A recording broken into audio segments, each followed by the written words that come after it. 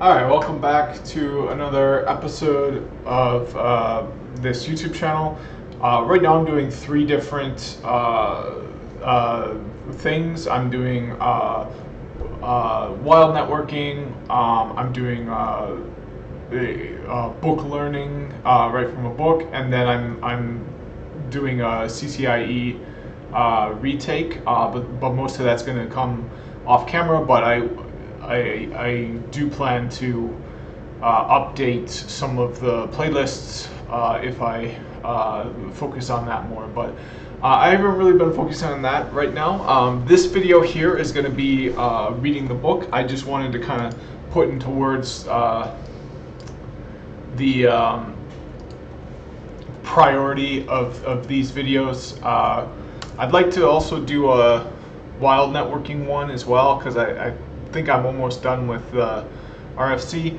But the reason I'm going to use this time here to keep working through this book here is just I'm enjoying this book. This is providing a lot of value to me. I already, after reading the book the last time, got more comfortable using regular regexes and have been kind of exploring that a little bit more to see if I can kind of get more out of the coding efforts I've been doing by no longer shying away from regexes. The other thing I learned last time I read this at the end of chapter 1 is how to make generators, and that's always a concept I've struggled with, but that this book explained really, really well. A generator is just a function that can save the state created by the last time it was called. So if you call a function, you can have a fruitful function or a non-fruitful function, but even a non-fruitful function is technically a fruitful function. It just reduces nontype. But basically your function takes input and returns output, and just a regular function will just give you back the same output every single time. But you can make a generator that gives you back different output depending on if the generator was run. So it's basically like a more versatile, powerful function that has not only more features, it also uses less memory potentially and can run better on a computer. So generators, I think, are important, and a generator is just a function with the yield statement instead of the return statement. And it's something I really haven't used, and I'm probably looking to using that more after reading chapter 1, because I could see a function that switches the output it returns based on when it was run. I could see that being really useful. But anyways, this is going to be the beginning of chapter 2, automating files in the file system. Before I read, I do one quick thing here, bring up my terminal. So we're going to go to my project, and then we're going to do env scripts activate, and then we'll do IPython. Okay, so this is automating files and the file system. One of Python's most powerful features is its ability to manipulate text and files. In the DevOps world, you are continually parsing, searching, and changing the text in files, whether you're searching application logs or propagating configuration files. Files are a means of persisting the state of your data, code, and configuration. They are how you look back at what happened in logs and how you control what happens with configuration. With Python, you can create, read, and change files and text in the code that you can use repeatedly. Automating these tasks is indeed one aspect of modern DevOps that separates it from traditional system administration. Rather than keeping a set of instructions that you have to follow manually, you can write code. This diminishes your chances of missing steps or doing them out of order. If you are confident that your system uses the same steps every time you run it, you can have greater understanding and confidence in the process. I just wanted to say one thing about this before run the next section. So one thing I think is difficult about this is keeping a set of instructions you have to follow manually. I think sometimes there's situations where you can't have a set of instructions to follow manually. It's just too complex and ever changing. I hope that the book will kind of talk about that, because I definitely know what they mean. If you have a step-by-step clear thing, just put it in code. But what I'm really interested in is not that, because it's if you don't have a step-by-step clear process and just everything's just so changing and pinned down, how can you use code to make that kind of situation better? Because I think you can, just the fact, like for example, diffing, like you can say with code, okay, here it was this week, here it is next week, here's the differences between this week and next week. So I hope this book talks about that. I don't think it will. I think it'll just focus on kind of easier scenarios, but I can just think of it as my own, as I'm working through this and kind of come up with that answer on my own, hopefully. Another thing, I put in my cart 2 more books that I kind of would like to get to at some point. The first is Fundamentals of Software Architecture and Engineering Approach, and the second is Architecture Patterns with Python, Enabling Test-Driven Development, Domain Driven Design, and Event-Driven Microservices. So both of these, I think, are going to have better answers to that, because what I have found is really difficult with a coding project is not automating reoccurring steps. It's building a thing with code that basically can handle situations you did not expect. And of course, that's not possible. But what I think you can do in that situation is just make your code scalable, like design it really well. So that's like, oh, okay, well, I didn't know you wanted this feature, but my code is designed so well that it fits in like a, like the long piece in Tetris, perfectly. Like, I had it designed all this way. Oops, and now I kind of knew this would come in at some point. Boom, it's there. It fits in perfectly. Like, I think I might get that with a book like this. So this is going to be one of the next books I look into. And then there was another book. So this is specifically for Python. That's what I was interested in, that Architecture Patterns with Python. But this one I was interested in as well, because it seemed from the example a bit more like, oh, is this not the one? Oh, never mind. Okay, actually, you know what? This one I probably won't. This one I probably don't need. I'm gonna remove this from my. I'm gonna remove this. Yeah, I don't think I'll need this one. Okay, let me remove this from the cart. Okay, but yeah, this one here I think is going to give me those get answers to those kinds of questions. Unfortunately, I don't think that I'll get that here, but that's okay. I can just pick up another book when I'm done with this.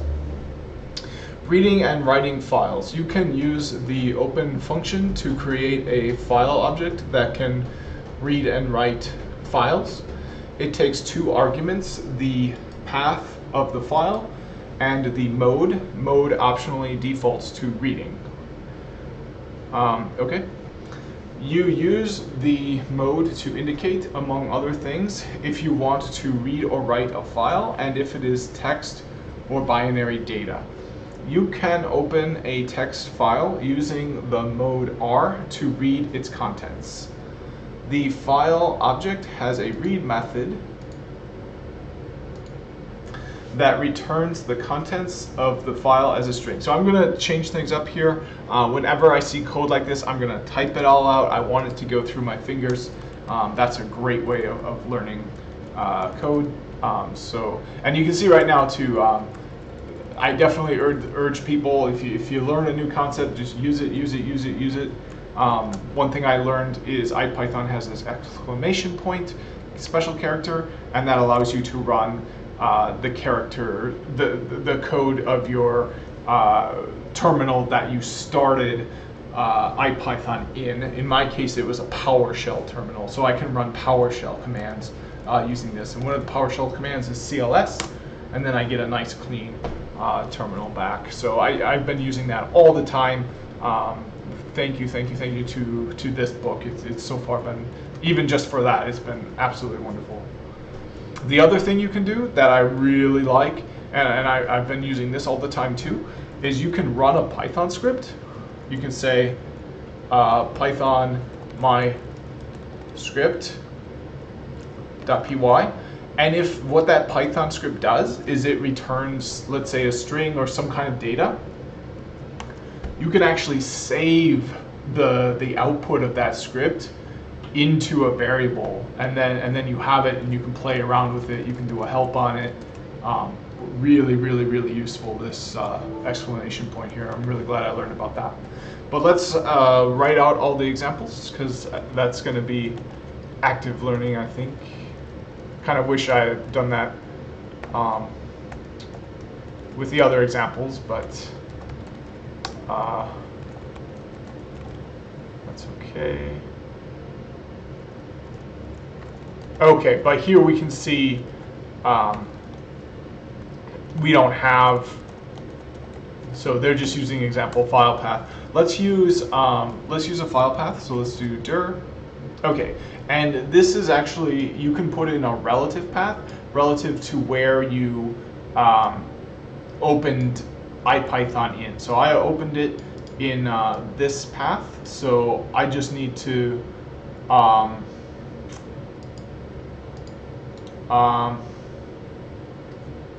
I think I can just use a dot, right? Oh, but I can yeah. So I can do like this, and I don't need to do anything else because I'm already in this directory. So we're going to be opening this file here, example.py.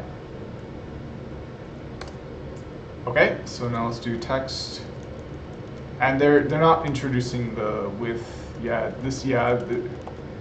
I do this all the time. This is one thing Python does, makes really easy. So okay, so let's try 56. I won't have that, so it's going to be out of range. So let's try 5 instead. There we go. We got a T. And now let's take a look at open file. There we go. We got the same thing they did. Different name, of course. And we'll do a help on it. There we go. Now we can see all the things we can do. We've got a text.io wrapper class. You can write to it. You can see if it's writable. All sorts of things. Really important to use that help as much as you can. Get used to using that. And then since we didn't use a with, we'll do a close. So another way to do it, and then the way I do it, is you can say with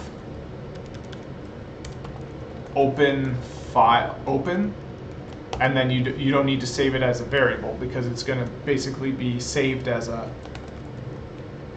temporary variable.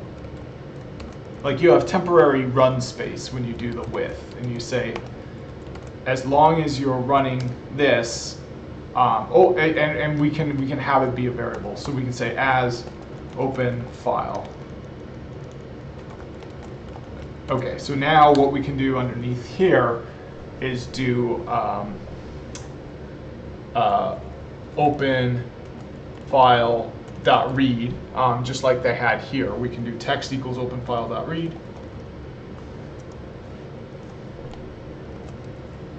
Okay, and then we can do length test. And now notice that text. Notice that none of this code is run yet. That's because I didn't finish the with statement. So I've got to finish giving it statements that it belongs to, and then hit enter twice. And then I won't need to do this file open file close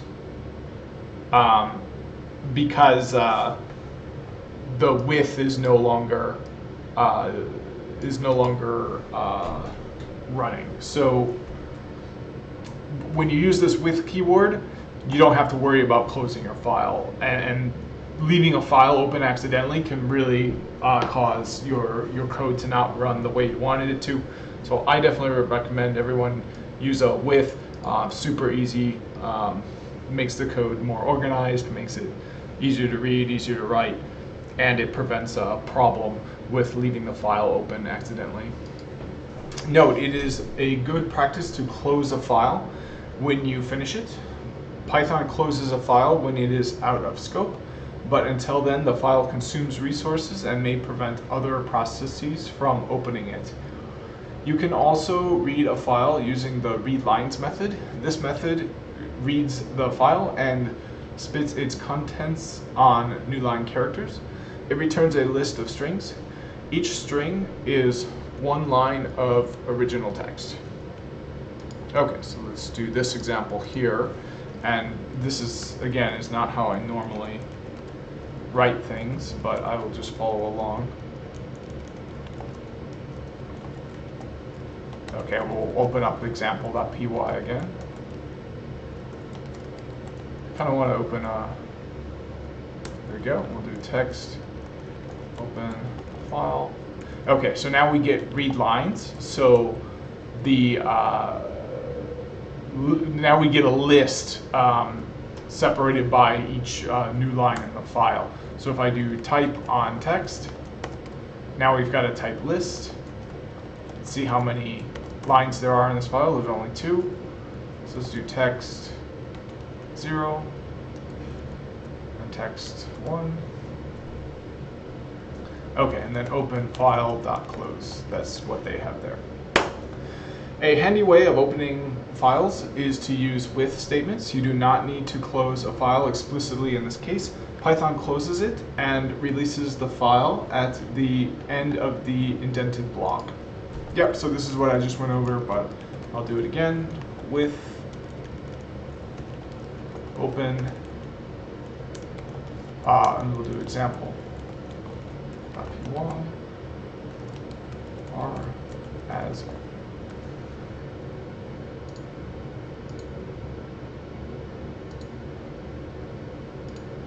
yeah, this is exactly what I did.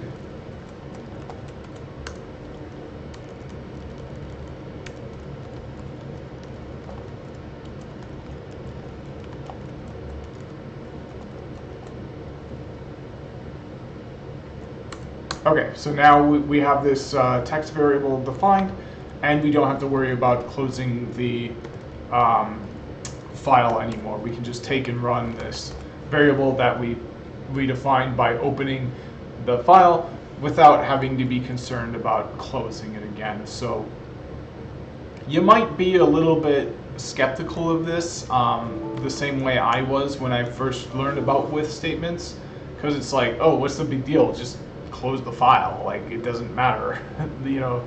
But as I've worked more projects, it's just organizes your code better, makes things better if you just say with, and then you don't have to worry about that extra line at the end. This is, someone contributes to your code and accidentally deletes it or anything like that. So it's just, I see it as a big win to use with.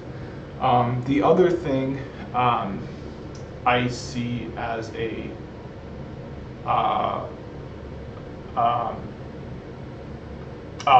well, the thought got away with me. I had another thought, but it went away. I forget what it was.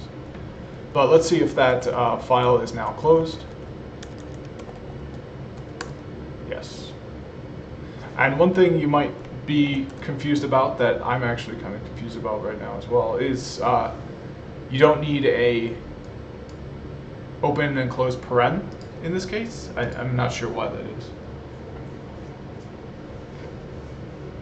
Alright, different operating systems use different escaped characters to represent line endings.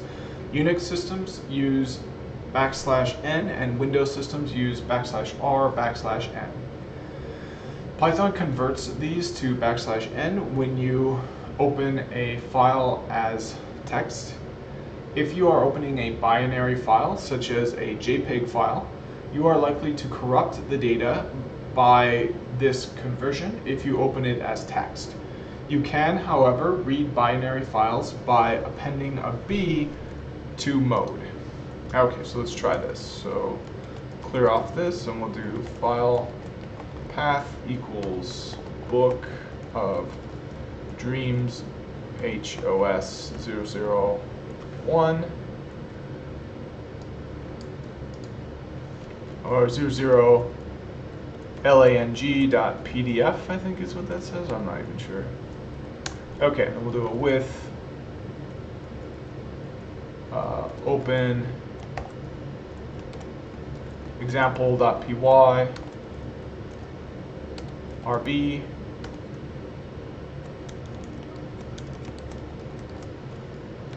as open file, binary text equals open file dot read. Oh, and we can see we're going to get a binary because we added a B up here.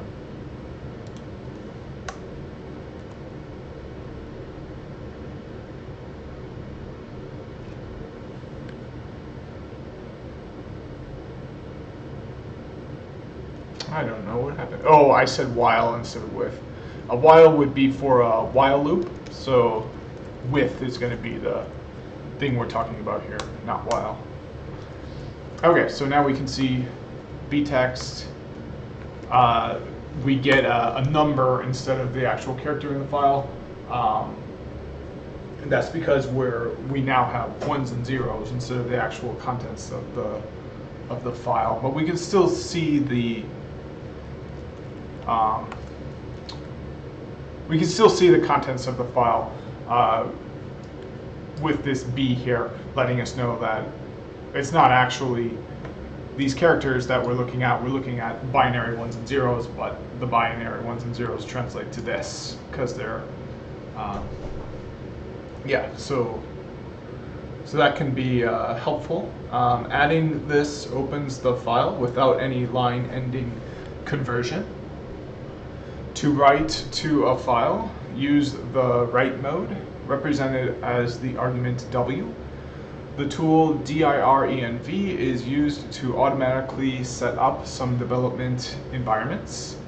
You can define environment variables and application runtimes in a file named .envrc. direnv uses it to set these things up when you enter the directory with the file. You can set the environment variable stage to prod and table ID to token storage 1234 in such a file in Python by using open with the write flag. Alright, let's give that a try.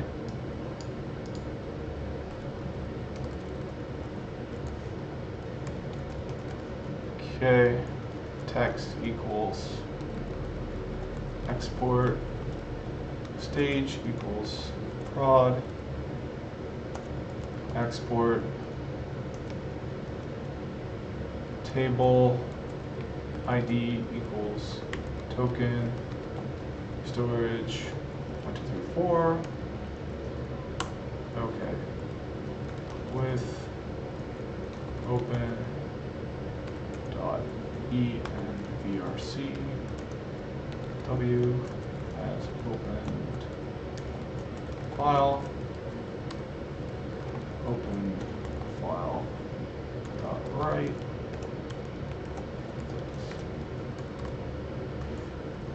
Oh, I did a while again instead of a with. I'm not sure why I'm doing that.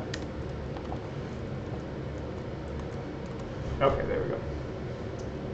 So now I can do, right without even leaving the terminal, just an exclamation point, and then envrc. Okay, I can't do cat though. I've got to do notepad. There we go. That's how you do it in Windows. You unfortunately can't. Unless maybe like an echo, I guess I'm not sure. Be warned that the pathlib's write method will overwrite a file if it already exists, which sometimes you want to do. But the alternative to that is append. So it would be the A symbol here instead of the write symbol. That's if you just want to add on to the file instead of erasing what's already there and then writing from an empty file. The open function creates a file if it does not already exist and overwrites if it does. If you want to keep existing contents and only append the file, use the append flag A. Yeah, this book is not advanced for me enough. I already know all of this. Well, hopefully it's helpful just as a part of the series on this.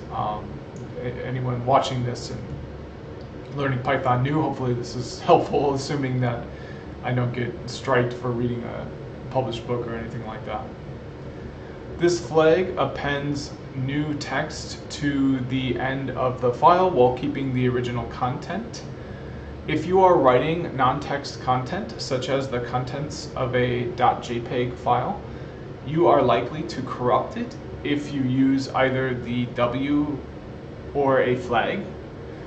This corruption is likely as Python converts line endings to platform-specific ones when it writes text data. To write binary data, you can safely use the WB or AB, write or append binary. Chapter 3 covers pathlib in depth. Two useful features are convenience functions for reading and writing files. Pathlib handles the file object behind the scenes. The following allows you to read text from a file. All right, let's take a look at this. And we're gonna read text from a file. So why don't we do this? First of all, let's get this unstuck here. It looks like there's some problems.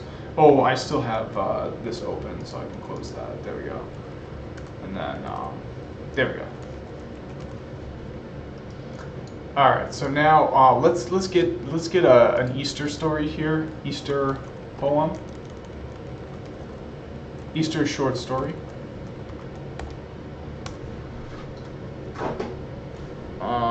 Here we go. Joyful Heart, that looks good. Or celebratingholidays.com. Let's go to celebratingholidays.com. Okay, and what do we want here? Stories, perfect.